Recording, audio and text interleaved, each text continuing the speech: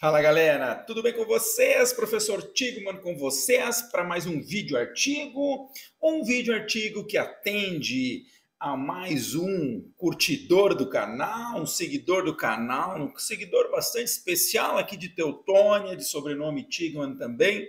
Dedico esse vídeo ao meu irmão Bruno, o precursor da musculação aqui em Teutônia, porque não no Vale Taquari, tá, meu brother? Então vai para ti. A dúvida do meu brother foi a seguinte: e aí, o uso daquelas roupas, começou pelo cinturão, né? O uso de cinturão na musculação é bom, não é? Funciona, não funciona? O que, que a gente sabe?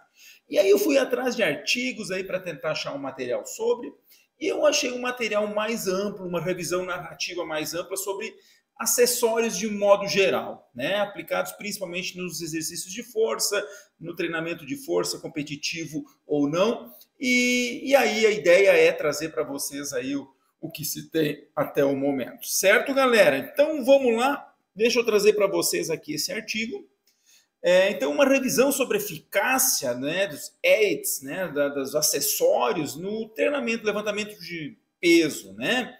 Publicado por Church, né, no jornal do Journal of Strength, né? É um jornal que não é as revistas, não é a publicação da pesquisa científica em si, é um jornal que traz um pouco de opiniões mais narrativas de experts aí. O pessoal aí de Arkansas, Estados Unidos, né?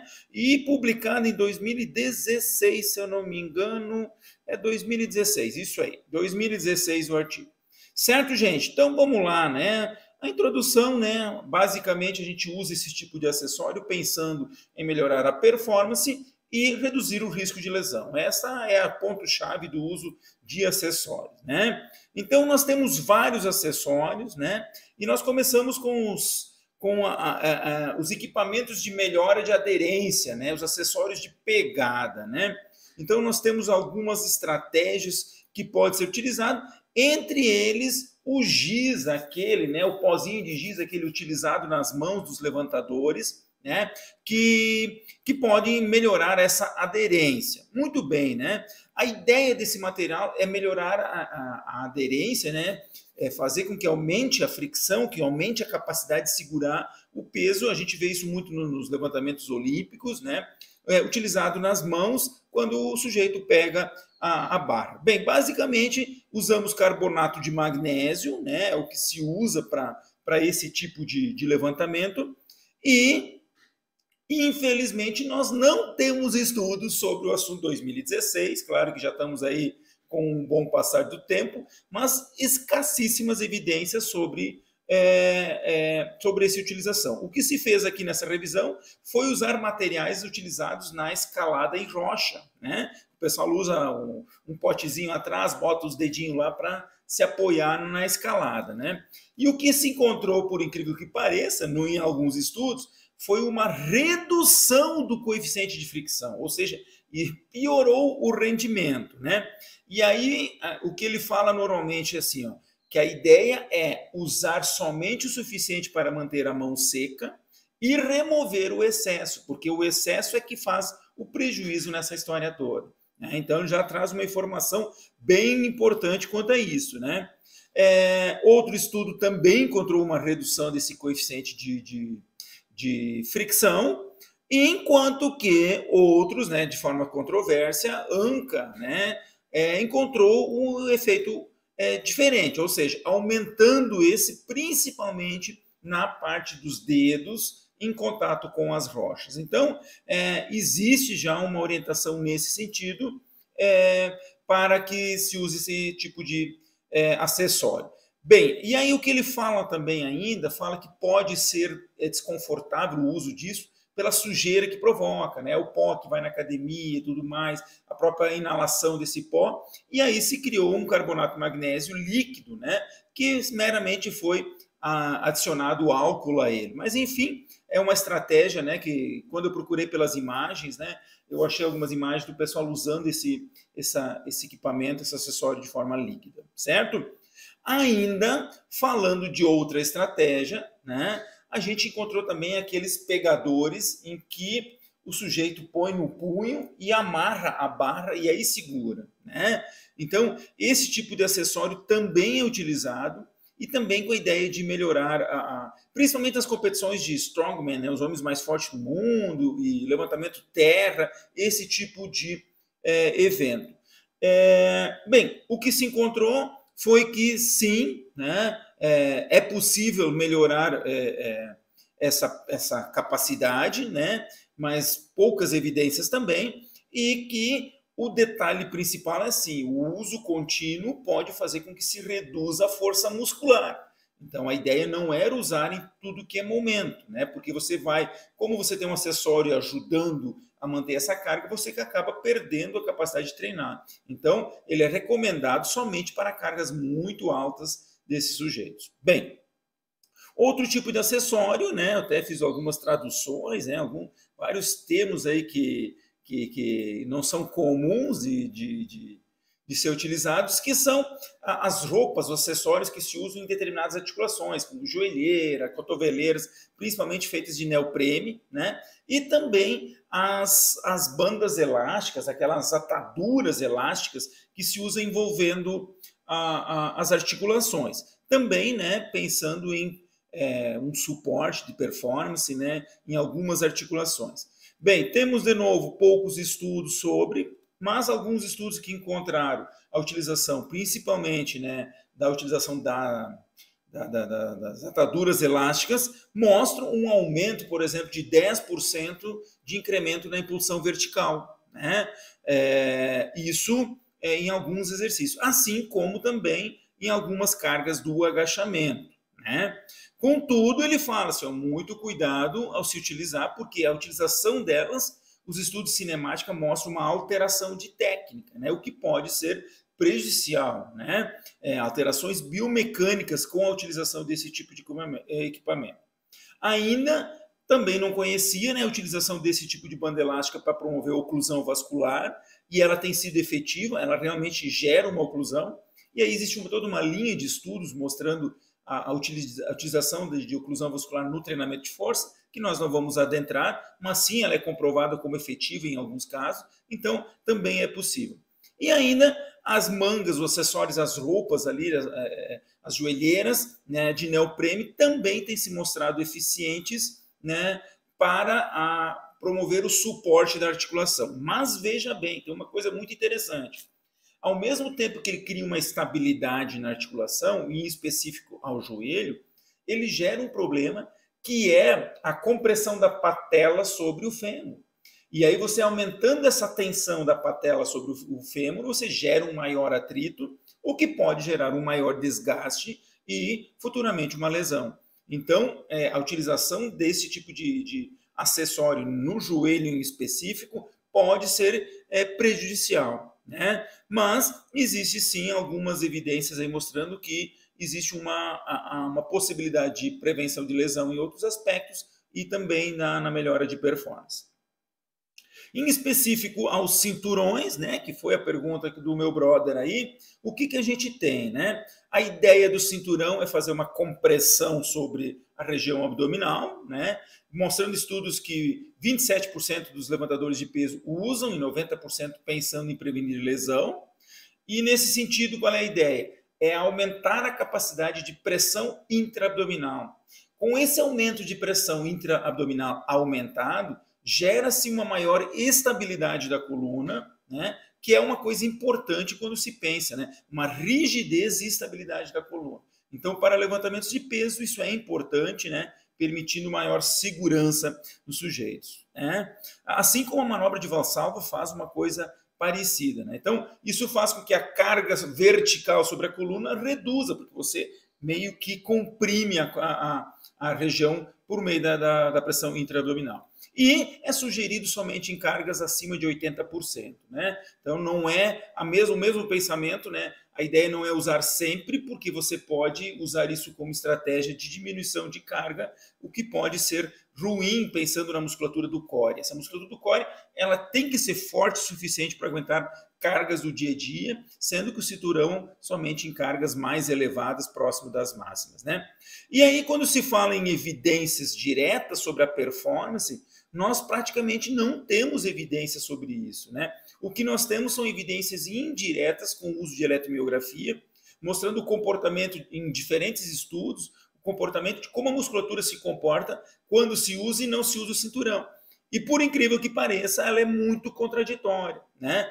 Em um dos estudos citados aqui, ele encontra um aumento da atividade quando do uso do cinturão. Ou seja, a ideia era que se diminuísse, né, a ativação da musculatura, mas pelo contrário se encontrou um aumento. Já em outro estudo, com levantamento terra, ali aquele anterior era agachamento, o oblíquo externo não apresentou diferença na atividade eletromiográfica do oblíquo externo. E em outro estudo, ele traz um aumento da atividade sem o uso do cinturão.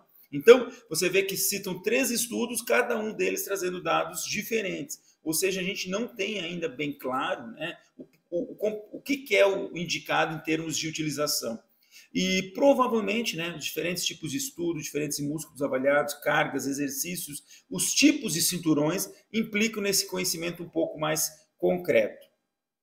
E quando se fala em questão de lesões, né, o que se sabe é que poucas evidências nós temos, né, e, de forma geral, um dos estudos aqui citado diz que não existe a redução das taxas de lesões, ou muito pequeno, né, em favor ao uso do cinturão. Tá? Então, praticamente não podemos afirmar que a utilização dele é uma necessidade ou que ele realmente é efetivo.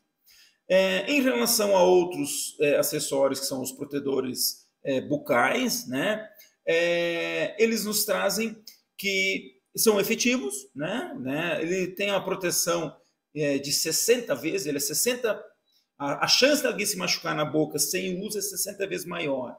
Então, realmente, o uso dos protetores bucais é efetivo em esportes de contato, né, e são amplamente recomendados, né, nessa proteção.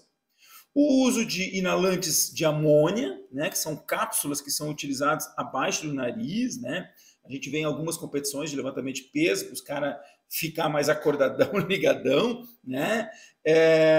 São utilizados, e o que se sabe que em poucos estudos que foram feitos não encontraram diferenças na performance, né? O que se encontrou sim foi um efeito placebo, possivelmente, no aspecto psicológico, onde o sujeito relataram uma excitação maior na hora de fazer o exercício.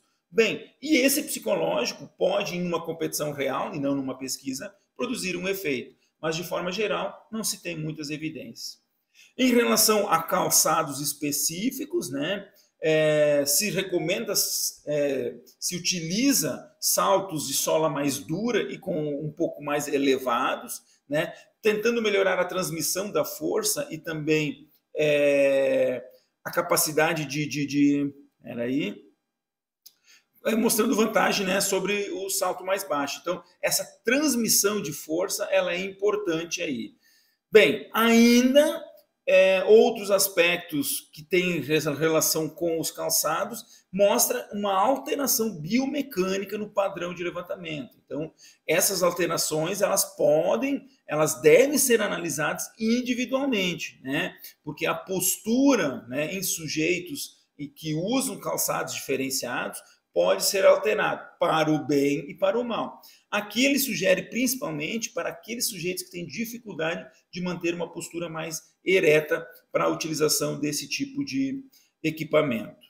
Ainda as roupas de compreensão, né, os vestuários de compreensão, que são aquelas roupas, os macaquinhos, as roupas completas, né, enfim, aqueles equipamentos se usam. E é uma coisa que eu desconhecia, que existem estudos mostrando, estudando sobre a capacidade de recuperação. Bem, quanto à performance, né, muita pouca evidência nós temos sobre o efeito, né, dessas roupas, né? Aqui os shorts de compressão utilizados no agachamento não mostrou resultado em um único salto vertical, mas mostrou uma melhora em saltos repetitivos, né? Em outro estudo se mostrou uma melhora da força máxima de flexão e extensão do joelho, no torque, no exercício de agachamento, né? E em outro estudo não houve diferença. Então, ainda é controversa a utilização desse tipo de acessório, né?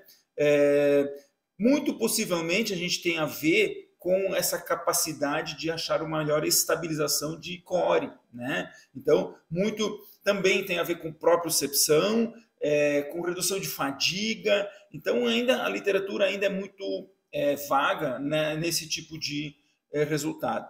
No uso desses tipos de roupa, daí o macaquinho específico aqui no powerlift, né, existe aqueles as roupas aquelas que se usa na parte superior, os atletas usam, também poucas evidências, little research, né, onde parece ter uma diminuição da força, mas isso se deve principalmente, e também na utilização do macaquinho, né, aumento de força e da potência na fase concêntrica, mas aí é uma coisa importante, isso se deve principalmente pela energia elástica do equipamento, né? É fácil de imaginar, né, que você faz uma fase excêntrica que você alonga esse acessório e na fase concêntrica, quando você vai fazer a força para vencer a carga, né, você usa essa energia elástica desse tipo de equipamento. Então, a lógica é parecida. Então, nós não temos uma evidência tão concreta de que realmente eles melhoram a performance, sim, mas a nível de forma artificial, digamos assim. Em relação à compressão na utilização para uma fase de recuperação, temos estudos mostrando uma pequena vantagem na creatina quinase, por exemplo, e sem benefícios na performance. E quando se usa o macaquinho, a roupa completa, né, para recuperação, temos 2 estudos. Um encontrou uma diferença significativa na marcador de fadiga, de dor, de desconforto e outro da creatina quinase, enquanto que outros estudos mostraram uma limitada benefício nesta área, né? Então, como a gente pode ver, a gente tem aí, deixa eu voltar aqui para a minha tela, a gente tem aqui vários estudos, o ponto principal, poucas evidências científicas, é uma área em que ainda existe um mercado muito forte, um mercado que quer vender acessórios e, ao mesmo tempo, dificuldades técnicas de fazer estudos nessa área. Então, na dúvida, usem com moderação, usem em momentos bastante específicos, né? Principalmente pensando na competição, em treinamentos com cargas muito altas e, no mais, tentar melhorar as técnicas de levantamento pode ser uma estratégia ainda melhor. Certo, gente? Valeu! Curte o canal aí, te inscreve aí e vem junto comigo. Valeu, um abraço, até mais!